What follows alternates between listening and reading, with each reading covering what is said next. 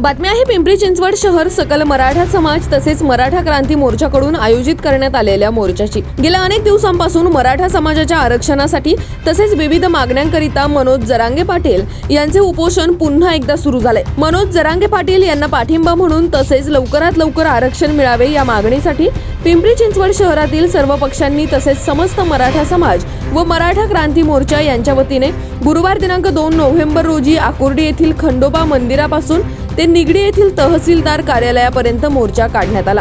या मोर्चावेळी शहरातील मराठा समाजातील बांधवांनी व भगिनींनी मोठ्या संख्येने आपला सहभाग नोंदवला। तसेच या आंदोलनावेळी मोर्चेकरांनी सरकारविरुद्ध जोरदार घोषणाबाजी करत सरकारचा तीव्र निषेध केला। जोपर्यंत मराठा समाजाला आरक्षण मिळत नाही तोपर्यंत अशाच पद्धतीने संपूर्ण शहरभर मोर्चे निघतील असे यावेळेस मोर्चामध्ये सहभागी असलेल्या नागरिकांनी भावना व्यक्त केल्या। तसेच तहसीलदार कार्यालयात पोहोचल्यानंतर मराठा समाजाच्या शिष्टमंडळाकडून पिंपरी चिंचवड शहराचे तहसीलदार अर्चना निकम यांना आरक्षणाच्या मागणीचे निवेदन देण्यात आले।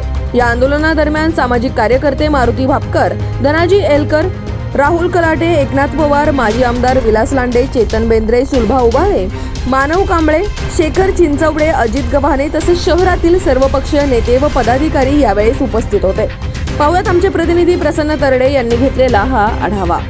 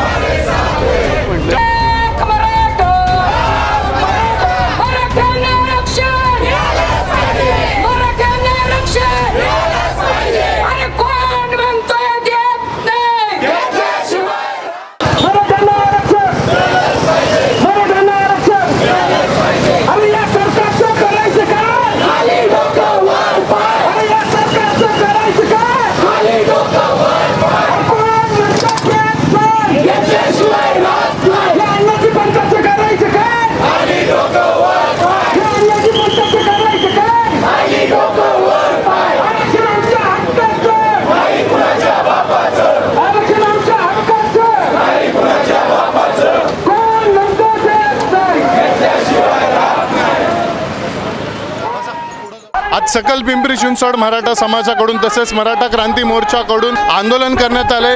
पायी आंदोलन जे आहे खंडोबा मंदिर ते निगडीच्या तहसीलदार कार्यालयापर्यंत करण्यात येणार आहे। आपण मागे पाहू शकतो की मोठ्या प्रमाणात जे आहे मराठा समाज मागे पायी आंदोलन करत आहे। आपण त्यांच्याशी बातचीत करणार आहोत, त्यांच्या प्रतिक्रिया घेणार आहोत। ताई, काय सांगाल, आज मोठ्या प्रमाणात जे मराठा समाज आक्रमक झाले, काय सांगाल? आज या ठिकाणी सरकारने आश्वासनं देऊन देखील मराठ्यांच्या तोंडाला पानं पुसण्याचं काम केलेलं आहे। हे सरकार फक्त आम्हाला फसवण्याचं काम करत आहे। या ठिकाणी सरकारने जर आम्हाला संध्याकाळपर्यंत त्यांची भूमिका स्पष्ट जाहीर केली नाही तर या ठिकाणी मराठा तीव्रतेने आंदोलन करेल। या ठिकाणी मराठ्यांना जर आरक्षण दिलं नाही तर शांततेत चाललेलं हे मराठ्यांचा भगवा वादळ कधी पेट घेईल आणि या सरकारला नेस्तनाबूत करून टाकेल। या एक जिजाऊच्या लेकीच्या नात्याने मी सांगते की सरकारला हा धमकीवाजा इशारा सरकारने समजावा आणि योग्य वेळेमध्ये मराठ्यांना आरक्षण द्यावं, सरसकट आरक्षण द्यावं ही नम्रतेची आणि आग्रहाची विनंती अजूनही करत आहोत। सरकार जागे व्हा, सरकार जागे व्हा। दादा, काय सांगाल, मोठ्या प्रमाणात जे आहे मराठा आंदोलक ह्याच्यात सहभागी झालेले आहेत, तुम्ही देखील सहभागी आहात, काय सांगाल? या ठिकाणी गेले 40 वर्ष मराठा संघर्ष करत आहे आणि अशा परिस्थितीमध्ये या 40 वर्षामध्ये मराठा मोर्चासाठी बरेच नेते किंवा सरकार येऊन गेली, मात्र ठोस असं त्या ठिकाणी उपाय न झाल्याकारणानं आज या ठिकाणी मराठ्यांना एक योद्धा मिळालेला आहे मनोज जरांगे पाटील यांच्या माध्यमातून। आणि त्यांच्या माध्यमातून हे जे आंदोलन आज मोठ्या प्रमाणात पूर्ण महाराष्ट्रामध्ये पेटलेलं आहे। माझं सर्व सरकार आणि सर्व नेत्यांना विनंती आहे की आजपर्यंत सर्व सरकारने सर्व नेत्यांनी या ठिकाणी सत्ता भोगलेली आहे, मात्र आज या मनोज जरांगे यांच्या नेतृत्वाखाली जे आंदोलन चालू आहे आणि त्याला लाखो करोडो लोकांची या ठिकाणी साथ मिळत आहे, तर हे लक्षात घेऊन सरकारने त्यांच्या मागणीचा मराठ्यांच्या मागणीचा विचार करावा आणि लवकरात लवकर याच्यातून तोडगा काढून आंदोलन द्यावं व आंदोलन हे थांबवून आणि याला मराठ्यांना आरक्षण देण्याबाबत योग्य तो निर्णय घ्यावा. अन्यथा मराठा समाज यापुढे हे आंदोलन जे आहे हे न थांबवता मोठं संघर्ष करून रस्त्यावर उतरल्याशिवाय राहणार नाही. आपण गेले अनेक दिवस पाहतोय जरांगे पाटलांच्या नेतृत्वाखाली पूर्ण महाराष्ट्रभर हे आंदोलन चालू आहे आणि सरकारला मराठ्यांच्या वतीने 30 दिवसाचं सुरुवातीला अल्टिमेटम दिलं, नंतर पुन्हा 10 दिवस, आता पुन्हा सरकार त्याच्यामध्ये मुदतवाढ मागते. आमची मराठ्यांची मागणी हीच आहे की आमच्या जरांगे पाटलांच्या नेतृत्वाखाली जे काय पूर्ण महाराष्ट्रभर आंदोलन चालू आहे याचा ताबडतोब सरकारने विचार करून ताबडतोब मराठा आंदोलनाचा विचार करून त्या ठिकाणी ताबडतोब मराठ्यांना आरक्षण द्यावं, अशा प्रकारची आमची मागणी आहे. खरं पाहिलं तर सकल मराठा आमच्या मराठ्याला त्या ठिकाणी आरक्षण मिळालं पाहिजे म्हणून एक ग्रामीण भागातला शेतकऱ्याचा गरीब मुलगा मनोज जरांगे पाटील सारखा त्या ठिकाणी आज मराठ्यांसाठी लढतो आणि आरक्षण मिळालं पाहिजे. तर पाठीमागच्या याच्यामध्ये सुद्धा मी सांगितलं होतं की मराठ्याच्या याच्यामध्ये राजकारण न आणता त्या ठिकाणी मनोज जरांगे पाटलांनी जे पाऊल उचललेलं आहे ते शांततामय, त्या ठिकाणी कोणतेही गालबोट न लागता त्या ठिकाणी व्यवस्थितपणे आंदोलनाच्या पेक्षा त्या ठिकाणी हा आरक्षणाचा प्रश्न सुटला पाहिजे ही भावना मनोज जरांगे पाटलाच्या माध्यमातून उभ्या राज्यामध्ये त्या ठिकाणी सर्व सकल मराठ्यांनी त्या ठिकाणी हा त्यांचा मार्ग अवलंबलेला आहे आणि म्हणून शांततामय त्या ठिकाणी आंदोलनामध्ये असणारे सर्व आम्ही मराठा सामील असतो आणि त्यातनं आम्हाला हे आरक्षण मिळालं पाहिजे ही भावना मनोज जरांगे पाटलाच्या माध्यमातून सर्व असंख्य तरुणांची त्या ठिकाणी आहे. आज जे पिंपरी चिंचवड शहरातील मराठा आंदोलक आहे ते आज तहसीलदार कार्यालयात जाणार आहेत. जर त्यांना न्याय नाही मिळालं तर त्यांचं असं म्हणणं आहे की उद्या आम्ही आमदार खासदारांच्या घराबाहेर आंदोलन करू. याकडे कसं पाहता? नाही, याच्यामध्ये आमदार खासदारांपेक्षा त्या ठिकाणी जे सरकार त्या ठिकाणी केंद्रामध्ये राज्य सरकार आहे, तर माझी विनंती त्या ठिकाणी राज्य सरकार माझ्या पाठीमागच्या सुद्धा मी भोसरीच्या मराठा सकल याच्यामध्ये आंदोलनामध्ये आम्ही त्या ठिकाणी साखळी उपोषणामध्ये बसलो असताना त्यावेळी मी सांगितलं होतं की केंद्र शासनाने सुद्धा याच्यामध्ये दखल घेतली पाहिजे आणि राज्य शासनाने सुद्धा त्या ठिकाणी दखल घेऊन ताबडतोब केंद्र शासनाला विनंती करून हे आरक्षण त्या ठिकाणी दिलं पाहिजे. आपल्यासोबत सामाजिक कार्यकर्ते मारुती भापकर आहे.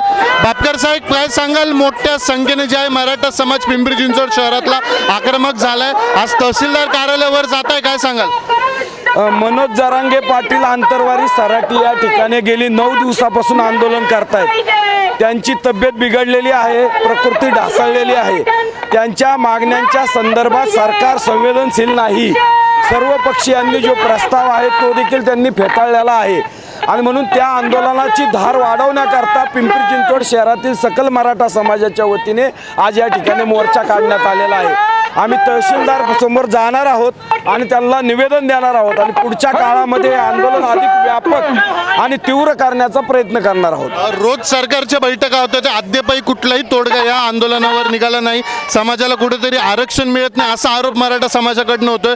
रोज आपण पाहिलं तर ठिकठिकाणी उपोषण होतं, ते जाळपोळ होती. याकडे कसं पाहताय?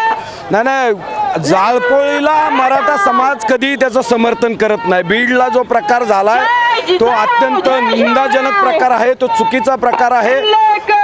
अतिशय सनदशीर शांततेच्या मार्गाने आणि कुठलाही उपद्रव न होता, जाळपोळ न होताच मराठा समाजाची आंदोलनं झाली पाहिजेत. 58 मोर्चे झाले, लाखोंचे मोर्चे झाले, मात्र अत्यंत शिस्तबद्ध, कुठेही गालबोट लागलं नाही, कुठेही हिंसाचार झाला नाही, अशा प्रकारचा शिस्तप्रिय असा मराठा समाज आहे.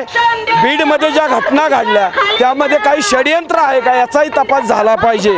मात्र ह्या आंदोलनामध्ये कुठल्याही प्रकारात हिंसाचार झाला नाही पाहिजे असं या ठिकाणी मी सर्व सकल मराठा समाजाच्या वतीने या ठिकाणी करत आहे. माननीय श्री जरांगे पाटील ज्या पद्धतीने आदेश देतील, जी चौकट टाकून देतील, जो संदेश त्या ठिकाणाहून देतील, त्या संदेशाचं पालन सकल मराठा समाज आणि क्रांती मोर्चाच्या वतीने केलं जाणार आहे. मनोज जरांगे पाटील यांची फसवणूक केल्याबद्दल आजचा मोर्चा आहे. सरकारने आम्हाला 40 दिवसाचा अल्टिमेट दिला होता, पण त्या 40 दिवसात सरकारने योग्य निर्णय न घेतल्यामुळे जरांगे पाटील दुसऱ्यांदा उपोषणाला बसलेले आहेत.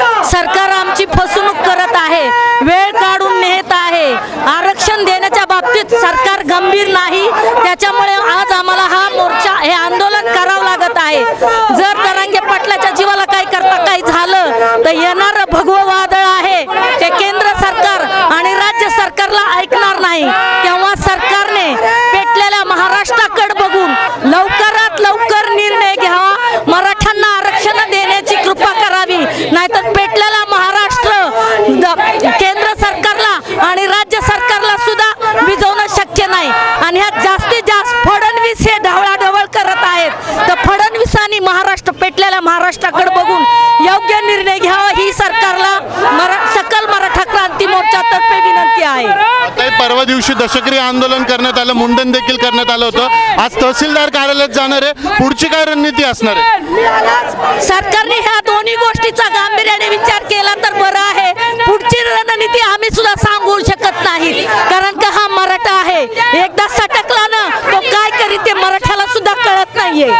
त्यामुळे सरकारने गांभीर्याने हा विचार करावा. राहुल दादा, काय सांगाल? तुम्ही देखील आज सहभागी आहात, मोठ्या प्रमाणात पिंपरी चिंचवडकर या मोर्चामध्ये सहभागी आहेत, काय सांगाल? संपूर्ण महाराष्ट्रात जो सकल मराठा समाजातर्फे आज जरांगे पाटील उपोषणाला बसलेले आहेत, पण त्याला कुठेतरी पाठबळ देण्यासाठी, त्यांना कुठेतरी पाठिंबा देण्यासाठी, त्या मागणीचा कुठेतरी पुरस्कार करण्यासाठी आज या ठिकाणी मोठ्या प्रमाणात सर्व मराठे या ठिकाणी रस्त्यावर उतरलेले आहेत आणि तहसीलदारांना शांततेच्या मार्गाने त्यांना निवेदन देत आहेत.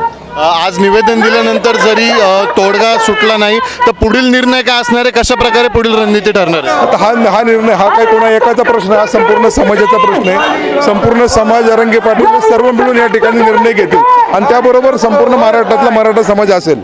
साहेब, काय सांगाल? तुम्ही देखील आज सहभागी आहोत. काही दिवसांपूर्वी तुम्ही देखील तुमच्या पक्षाचा सदस्यपदाचा राजीनामा दिलता. मनोज जरांगे पाटील यांना समर्थन होऊन आज तुम्ही देखील रस्त्यावर उतरलात, काय सांगाल? मी तर मनोज जरांगे पाटलांच्या आंदोलनामध्ये पहिल्या दिवसापासून आहे आणि मी 9 सप्टेंबरला माझ्या राजीनाम्याची घोषणा केली होती आणि 22 तारखेला मी राजीनामा दिला. निश्चितच माझी या निमित्तानं सरकारला विनंती आहे की सरसकट कुणबी सर्टिफिकेट जर मराठा समाजाला दिलं, हा जो मराठा समाज विदर्भ, मराठवाडा किंवा ज्या भागामध्ये आहे त्या मराठा समाजाला न्याय मिळेल, नाही तर मराठा समाजाच्या अंताचा उद्रेक झाल्याशिवाय निश्चितच पुढच्या काळामध्ये राहणार नाही. तुमची देखील मनोज जरांगे पाटील यांच्यावर भेट झाली होती, काय बोलणं झालं होतं नेमकं? आणि आज आंदोलन जे आहे ते मोठ्या संख्येने मनोज जरांगे पाटील गांधी मार्गानं अत्यंत चांगल्या पद्धतीने उपोषण करतायत आणि मला असं वाटतं की महाराष्ट्र ज्या पद्धतीने पेटलेला आहे, या निमित्तानं सरकारला विनंती आहे की मनोज जरांगे पाटलाच्या मृत्यूची त्यांनी वाट न बघता मराठ्याला त्वरित आरक्षण देण्याचं काम करावं. अनेक दिवसापासून जे आहे मनोज जरांगे पाटील यांची तब्येत खालवत चाललेली आहे, कसं पाहता याच्याकडे अद्यापही आरक्षणाचा तिढा जो आहे तो सुटला नाही. आज आंदोलन होतंय, कसं सांगाल? 40 दिवसाचा अल्टिमेटम देऊन सुद्धा सरकारनं हा विषय सोडवलेला नाही.